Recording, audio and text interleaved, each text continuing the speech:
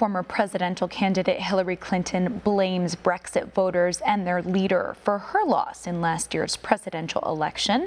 One America's Kristian Rouz has more on the recent round of attacks by Hillary Clinton.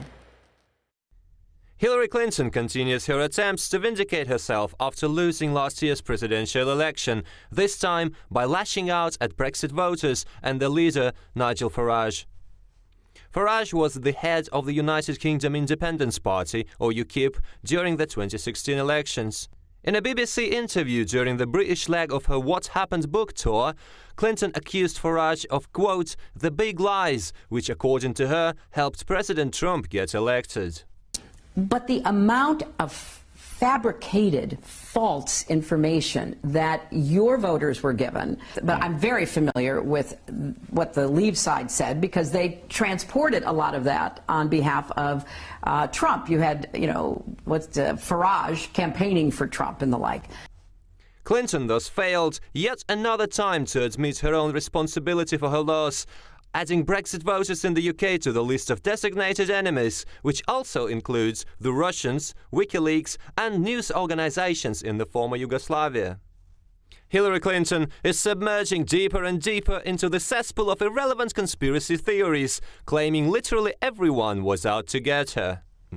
However, Nigel Farage swiftly rebuked Clinton's latest round of attacks, reiterating her loss of the election is her own fault, which she's still in denial of almost 1 year since the election.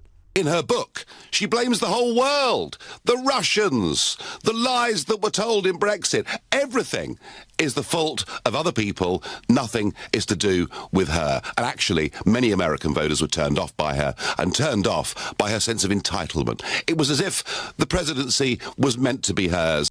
Meanwhile, Clinton took a chance to promote her globalist agenda that pathetically failed in the US by attacking the UK's stance in ongoing Brexit negotiations.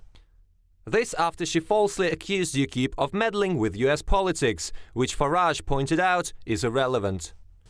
As to the question, should we listen to Hillary Clinton, I would say we should no more listen to Hillary Clinton than we listened to Barack Obama during the referendum campaign telling us not to vote for Brexit.